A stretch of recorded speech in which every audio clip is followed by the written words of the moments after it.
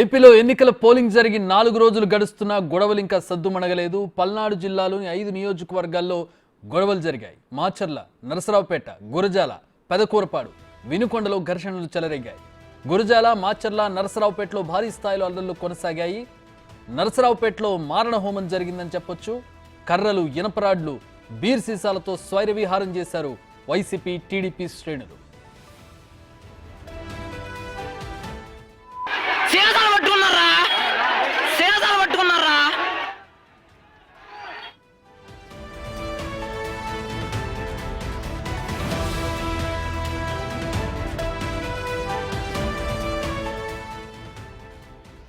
ఇప్పటికే 6 ఎమ్మెల్యే అభ్యర్థులను పోలీసులు హౌస్ అరెస్ట్ చేశారు. మాచర్ ఎమ్మెల్యే పిన్నెల్లి రామకృష్ణారెడ్డి ఆయన సోదరుడు వెంకట్రామరెడ్డితో కలిసి అజ్ఞాతంలోకి వెళ్లిపోయారు. ఈ నెల 14న మాచర్లలో జరిగిన హింసాత్మక ఘటనల నేపథ్యంలో పిన్నెల్లి సోదరులను పోలీసులు గృహ నిర్బంధం చేశారు. పల్నాడు జిల్లా వ్యాప్తంగా 144 సెక్షన్ విధించారు. గురువారం రాత్రి నుంచి ఎమ్మెల్యే, అతని సోదరుడు అజ్ఞాతంలోకి వెళ్లారు. ఇంటి వద్ద పోలీసులు కాపలా ఉన్నప్పటికీ వారి కళ్లు గప్పి ఎలా వెళ్లారనే దానిపై అనుమానాలు వ్యక్తమవుతున్నాయి. రక్షణగా ఉన్న గన్మెన్లను కూడా వదిలేసి వెళ్లిపోవడం పలు సందేహాలకు తావిస్తోంది. ఎమ్మెల్యే అజ్ఞాతంలోకి వెళ్లిన సమాచారాన్ని ఆయన గన్మెన్ జిల్లా ఎస్పీ కార్యాలయానికి తెలియజేయడంతో ఈ విషయం వెలుగు చూస్తుంది. కారంపూడి ఘటన నేపథ్యంలో పోలీసులు అరెస్ట్ చేస్తారనే భయంతోనే పిన్నెల్లి అజ్ఞాతంలోకి వెళ్లినట్టుగా తెలుస్తోంది. ఇక విశ్రాంతి కోసమే ఆయన హైదరాబాద్ వెళ్లారని వైసీపీ నేతలు చెప్పుకుంటున్నారు.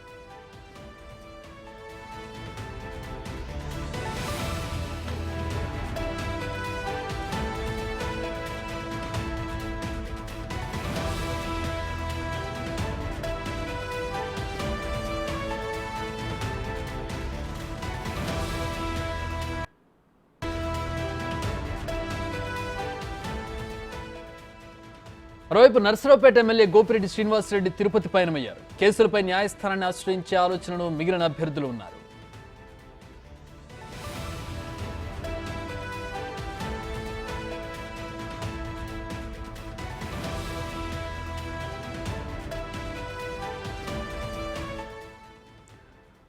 పలువురు నేతలు, ఎమ్మెల్యేలు అజ్ఞాతంలోకి వెళ్లారు, లేదు రెస్ట్ తీసుకోవడానికి వెళ్లారని చెప్పి ఆ పార్టీ నేతలు చెప్పుకుంటున్నటువంటి పరిస్థితి.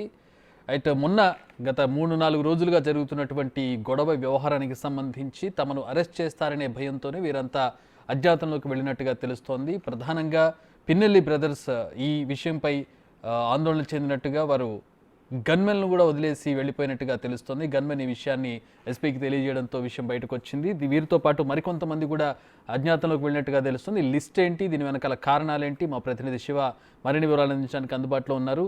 శివ, ఎవరెవరు కనిపించడం లేదు, కారణాలేంటి? చక్రి మొత్తం మీద చూసుకుంటే 13, 14, 15 3 రోజుల పాటు పల్నాడులో అనేక ప్రాంతాల్లో వివాదాస్పదాలు, దుమారాలు, దాడులు, ప్రతి దాడులు, హింసాత్మక సంఘటనలకి పల్నాడు నిలయంగా మారింది. ఇక 13వ తేదీ మధ్యాహ్నం నరసరావుపేటలో హోరాహోరీ మారణ హోమాన్ని తలపించే రీతిలో కొనసాగింది. 13వ తేదీ ఉదయం మాచర్ల నియోజకవర్గంలో 14 చోట్ల తెలుగుదేశం, వైసీపీ ఒకరిపై ఒకరు దాడులు, ప్రతి దాడులతో పల్నాడు ప్రాంతం అంతా కూడా హింసాత్మక చిరునామాగా మారింది. అలాగే 13, 14, 15 3 రోజుల పాటు గుర్రజాల నియోజకవర్గంలో అనేక చోట్ల హింసాత్మక సంఘటనలు, పెట్రోల్ బాంబులు లభించడం, గాల్లో కాల్పులు జరిపిన సంఘటన కూడా గుర్రజాల నియోజకవర్గంలో జరిగింది. ఇక ప్రధానంగా చూసుకుంటే మొత్తం నరసరావుపేట పార్లమెంట్లో 7 అసెంబ్లీ నియోజకవర్గాలు ఉంటే వినుకొండ, సత్తెనపల్లి, పెదకూరపాడు ఈ 3 నియోజకవర్గాల్లో ఎన్నికల రోజు మాత్రం చిన్న చిన్న గొడవలైనాయి. అవి ఆ రోజుతోనే సమస్య పోయినాయి. ఆ తర్వాత ఎక్కడ కూడా గొడవలు జరగలేదు. టోటల్ ఎన్నికల ఎపిసోడ్లో చిలకలూరుపేట నియోజకవర్గంలో ఒక్క సంఘటన కూడా జరగలేదు. ఆ నియోజకవర్గం ప్రశాంతంగా ఉంది. ఇక గురజాల, మాచర్ల, నరసరావుపేట ఈ 3 నియోజకవర్గాలకు సంబంధించి కూడా హైటెన్షన్, ఉద్రిక్తత వాతావరణం చోటు చేసుకుంది.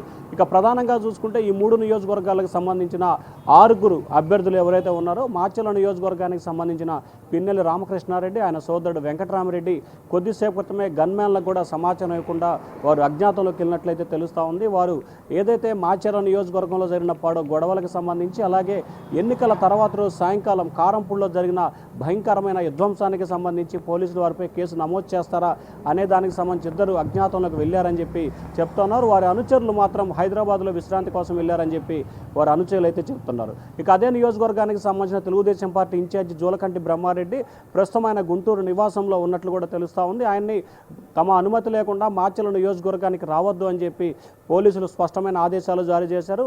హైదరాబాద్లో ఉంటారా, గుంటూరులో ఉంటారా, మీ ఇష్టం అని చెప్పి కూడా పోలీసులు ఆయనకైతే ఆదేశాలు జారీ చేశారు. ప్రస్తుతం ఆయన అయితే గుంటూరులో ఉన్నట్లు కూడా తెలుస్తూ ఉంది. ఇక మరొక నియోజకవర్గం చూసుకుంటే గురజాల నియోజకవర్గం. గురజాల నియోజకవర్గానికి సంబంధించి ఎమ్మెల్యే కాసు మహేష్ రెడ్డిని నిన్న ఉదయం నుంచే నరసరావుపేటలో ఆయన నివాసంలో పోలీసులు హౌస్ అరెస్ట్ చేశారు. ప్రస్తుతం ఆయన కూడా నరసరావుపేట నియోజకవర్గంలో ఆయన నివాసంలో కూడా ఉన్నట్లు తెలుస్తూ ఉంది. అదే నియోజకవర్గానికి సంబంధించిన తెలుగుదేశం పార్టీ అభ్యర్థి తిరుపతినేని శ్రీనివాసరావు గుంటూరులో ఆయన నివాసంలో కూడా ఉన్నారు. ఆయనకు కూడా తమ అనుమతి లేకుండా నియోజకవర్గానికి రావద్దని చెప్పి కూడా పోలీసులు ఇప్పటికే ఒక నోటీసును కూడా సర్వ్ చేసినట్టు తెలుస్తూ ఉంది. ఆయన నిన్న ఈ రోజు కూడా గుంటూరులోనే ఉన్నట్టు తెలుస్తూ ఉంది. ఇక మరో నియోజకవర్గానికి సంబంధించి నరసరావుపేట. ఈ నరసరావుపేట నియోజకవర్గానికి సంబంధించి ఎమ్మెల్యే గోపిరెడ్డి శ్రీనివాసరెడ్డి మొన్న సాయంకాలం ఆయన కుటుంబ సమేతంగా కూడా తిరుపతి వెళ్ళినట్టు తెలుస్తూ ఉంది. కౌంటింగ్ ప్రక్రియ వరకు నియోజకవర్గంలోకి రావద్దు అని చెప్పి కూడా పోలీసులు ఇటు టీడీపీ ఇటు వైసీపీ ఇరువురు అభ్యర్థులు కూడా చెప్పినట్టు తెలుస్తూ ఉంది. అలాగే ఆయన తిరుపతి వెళ్ళారు. టీడీపీ అభ్యర్థి చదలవాడ అరవింద్ బాబు ప్రస్తుతం అయితే ఆయన నివాసంలో ఉన్నారు. ఈరోజు సాయంకాలానికి ఆయన విశాఖపట్నం తిరుపతి వెళ్ళే అవకాశాలు ఉన్నట్లు కూడా చెప్తున్నారు. నరసరావుపేట పోలీసులు అయితే ఇద్దరు కూడా నియోజకవర్గంలో ఉండొద్దని చెప్పి స్పష్టమైన ఆదేశాలు అయితే జారీ చేసిన పరిస్థితి కనిపిస్తూ ఉంది. సో ఈ నేపథ్యంలోనే నిన్ననే పోలీసులతో మాట్లాడిన అరవింద్ బాబు ఈరోజు ఖచ్చితంగా బయటకు వెళ్ళిపోతానని చెప్పి ఆయన చెప్పినట్టు తెలుస్తూ ఉంది. ఈరోజు సాయంకాలానికి కానీ రేపు ఉదయానికి కానీ ఆయన విశాఖపట్నం తిరుపతి వెళ్ళే అవకాశాలు అయితే కనిపిస్తూ ఉన్నాయి. ఇక మిగిలిన నియోజకవర్గాలకు సంబంధించి ఎక్కడ వివాదాస్పద కానీ గొడవలు కానీ లేని పరిస్థితుల్లో వారు ఎవరూ కూడా ప్రస్తుతం సత్తెనపల్లిలో లేరు. 7 నియోజకవర్గాలకు సంబంధించిన అభ్యర్థులు ఒక చిలకలూరుపేట తప్ప మిగిలిన 6 నియోజకవర్గాల అభ్యర్థులు ఎవరిని కూడా ఆ నియోజకవర్గాల్లో ఉండొద్దని చెప్పి పోలీసులు ఇప్పటికే స్పష్టమైన సమాచారం ఇచ్చారు. చక్రి శివ, కేసులు అంటున్నారు. ఏ అభ్యర్థిని కదిలించిన కేసులు పెడుతున్నారనే ఒక వార్త వస్తుంది. అంటే ఈ గొడవలు జరిగిన ప్రాంతాల్లో ఏ సెక్షన్ల కింద కేసులు పెట్టారు? నిజంగా వీళ్ళు అజ్ఞాతంలోకి వెళ్ళిపోవాల్సినంత పెద్ద కేసులా ఇవి? వీళ్ళు గతంలో చూడనటువంటి కేసులా? అంటే చక్రి ఇక్కడ ప్రధానంగా 2 రకాల అంశాలు కనిపిస్తాయి. ఏ రాజకీయ పార్టీ నేతలైనా గతంలో కేసులకు వెళ్ళటం చాలా పరిపాటి, కేసులు ఉండటం, జైలుకి వెళ్ళటం పరిపాటి. కానీ ఇక్కడ లా అండ్ ఆర్డర్కి సంబంధించి చాలా కీలకమైన పరిణామం చోటు చేసుకుంటుంది. ఏదైతే ఒక అభ్యర్థి ఎన్నికల్లోకి సంబంధించి జరుగుతున్న గొడవలు, ఈ గొడవల్ని కూడా ఎన్నికల సంఘం చాలా ప్రతిష్టాత్మకంగా తీసుకుంది. దేశంలో ఎక్కడా కూడా ఎటువంటి క్రైమ్ లేకుండా ఒక్క ఎఫ్ఐఆర్ కూడా నమోదు కాకుండా చూడాలనేది కేంద్ర ఎన్నికల సంఘం ఆలోచన. కానీ అటువంటి ఆలోచనకు విభిన్నంగా ఒక్క పల్నాడు నియోజకవర్గంలోనే దాదాపుగా 150 పైగా ఎఫ్ఐఆర్లు నమోదయ్యే పరిస్థితి వచ్చిందంటే ఇక కేంద్ర ఎన్నికల సంఘం పల్నాడు విషయంలో విఫలమైందని చెప్పి కూడా చెప్పుకోవాలి. సో ఈ నేపథ్యంలోనే జరిగిన తర్వాత కూడా పోలీసులు ఎన్నికల అధికారులు మేల్కొన్నారు. ఆ తర్వాత అధికారులపై చర్యలు తీసుకోవడం, ఆ తర్వాత ఈ కేసులో ఎవరైతే బాధితులు ఉన్నారో వారిపై కూడా కేసులు నమోదు చేసే ప్రయత్నాలు చేస్తున్నారు. ఈ గొడవలకు సంబంధించి కూడా ఎక్కువగా హత్యా ప్రయత్నం కేసులే చాలా ఎక్కువగా నమోదవుతున్నట్టు తెలుస్తూ ఉంది.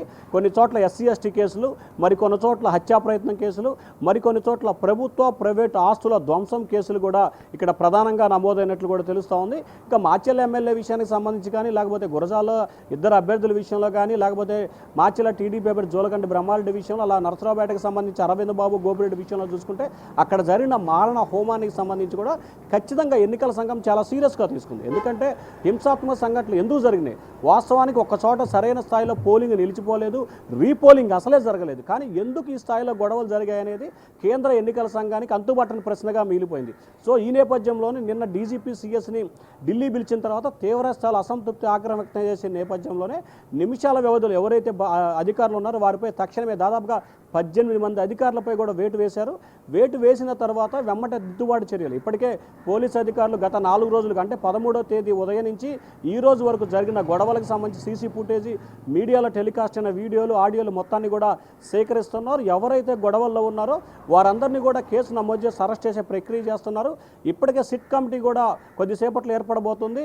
అదనంగా కొన్ని సెక్షన్లు ఏర్పాటు చేయాలి, కొంతమందిని చేర్చాలని చెప్పి కూడా వారి ప్రధానమైన ఆలోచనగా కనిపిస్తోంది. సో ఎన్నికల కమిషనర్ కోడ్ చేతిలో ఉంది కాబట్టి ఎన్నికల కమిషన్ యాక్షన్ తీసుకుంటే ఏ స్థాయిలో ఉంటుందనేది రాజకీయ నాయకులకు ఒక అవగాహన ఉంది కాబట్టి ప్రస్తుతం అంటే ఇక్కడ ఒక విషయం అర్థమవుతుంది.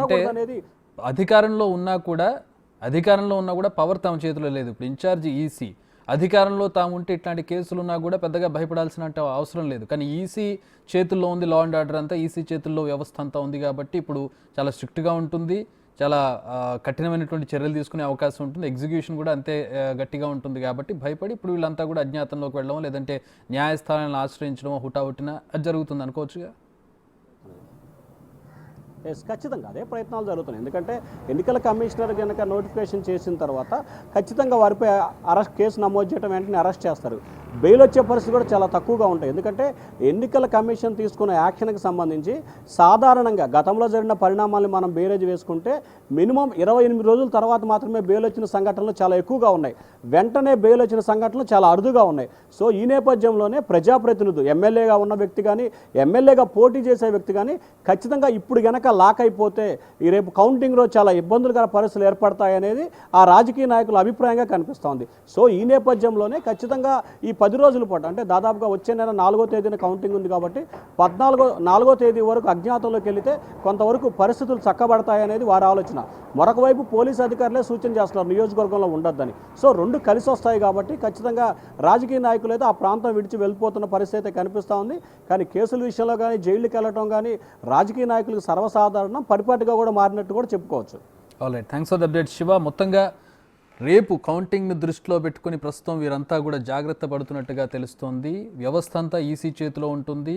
ఈసీ చర్యలు తీసుకుంటే కఠినంగా ఉంటుంది. అధికారం తమ చేతిలో ఉన్నప్పుడు ఎలాంటి కేసులైనా ఎదుర్కోవచ్చు, పోలీసులు తమ వైపు ఉన్నారనే ఒక ధీమాతో ఉండొచ్చు. కానీ ఇప్పుడు ఈసీ చేతుల్లో వ్యవస్థ అంతా ఉంది. ఈసీ చాలా ప్రతిష్టాత్మకంగా తీసుకుంది. ప్లస్ ఇది ఒక ప్రెస్టీజియస్ ఇష్యూగా తీసుకుంది. అంటే దేశంలో ఎక్కడ జరిగినటువంటి గొడవలు ఏపీలో ఎందుకు జరిగాయి అనేది సెంట్రల్ ఎలక్షన్ కమిషన్ చాలా సీరియస్గా తీసుకొని సిట్ కూడా ఏర్పాటు చేస్తున్నటువంటి పరిస్థితుల్లో దీన్ని చాలా పక్కాగా ఎగ్జిక్యూట్ చేసి కారకులు ఎవరైతే ఉన్నారో వాళ్ళ మీద చర్యలు తీసుకునే అవకాశం ఖచ్చితంగా కనపడుతోంది. ఎక్కడ ఎక్స్క్యూజ్ చేసే అవకాశం కనపడడం లేదు. ఇది ఒకవేళ సీరియస్ అయితే కనుక రేపు 4వ తేదీన ఎలక్షన్ కౌంటింగ్ సమయంలో పోటీ చేసిన అభ్యర్థులకు అక్కడ ఉండడానికి కానీ ప్రత్యక్షంగా దాన్ని చూసే అవకాశం కానీ పర్యవేక్షించే అవకాశం కానీ ఉండదు. పైగా శిక్షణ ఎదుర్కోవాల్సి ఉంటుంది. ఈ కారణాలతోటి ప్రధానంగా అజ్ఞాతంలోకి వెళుతున్నట్టుగా తెలుస్తుంది. కొంతమంది హైకోర్టును ఆశ్రయిస్తున్నట్టుగా తెలుస్తుంది. ముందస్తుగా ఎలాంటి చర్యలు తీసుకోకుండా తమ మీద కేసులకు సంబంధించి ఎఫ్ఐఆర్లకు సంబంధించి న్యాయస్థానాన్ని ఆశ్రయిస్తున్నట్టుగా తెలుస్తోంది.